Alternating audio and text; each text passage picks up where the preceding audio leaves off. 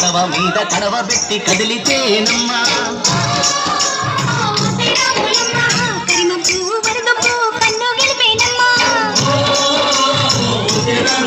నువ్వు సింధు మీద సిందేసి సెంగుమంటేనమ్మా జింక పిల్ల పాదాలకు చెంకు పుట్టేనమ్మా